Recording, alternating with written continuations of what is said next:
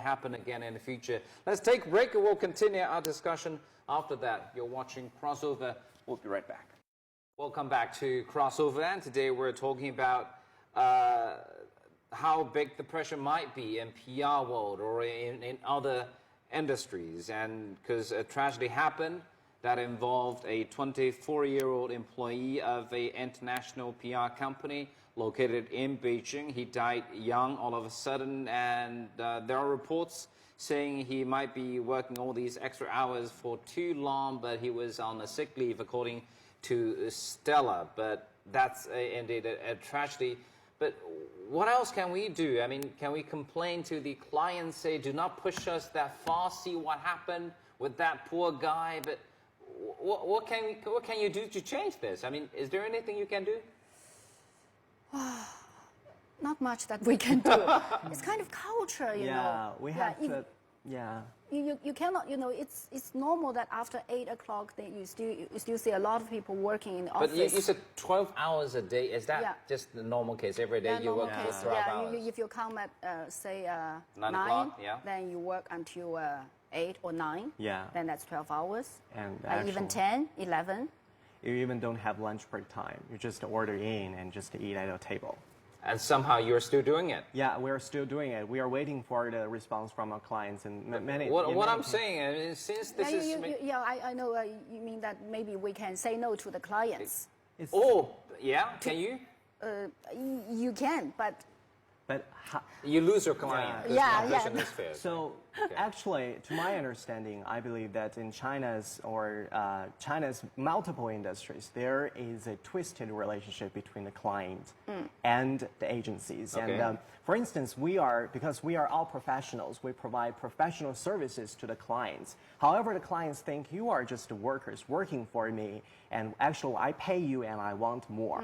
Is there anything wrong in that? I think that's wrong, but we can make it more professionally. For instance, we can list everything in the scope of work, in the contract, that some of the things that we should do. But now, a lot of clients, I think they are not respecting the contract itself. They're just asking for more and more and more. I think that's because, you know, the relation between party A and party B is like this. It's because it's a party A market. It's not a party B market. So, because there were too many competitors in the market. If you don't do it, then other agencies, they will do it. So you will lose your client. So the competition is so fierce in China.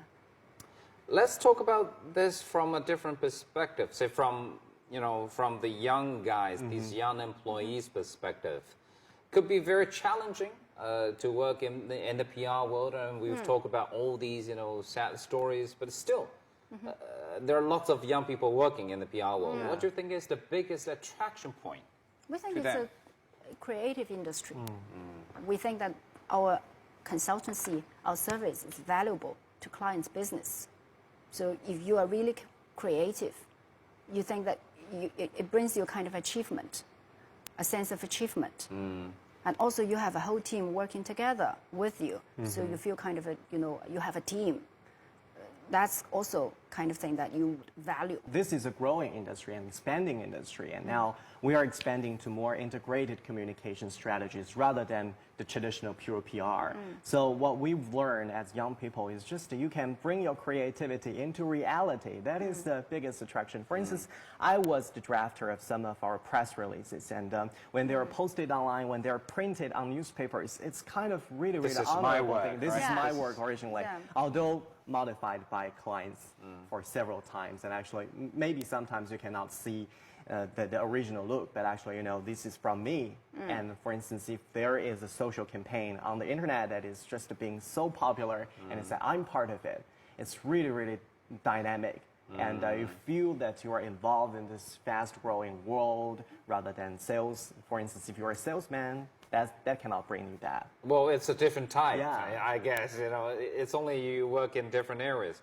But what about the lifestyle of these young people? He's only 24, and sometimes, and there are also, some different arguments saying basically work pressure is one thing, but the other thing is these young people, they do not take care of themselves well enough, and basically the fact is they have to face the pressure, so that means they have to work really hard to fulfill their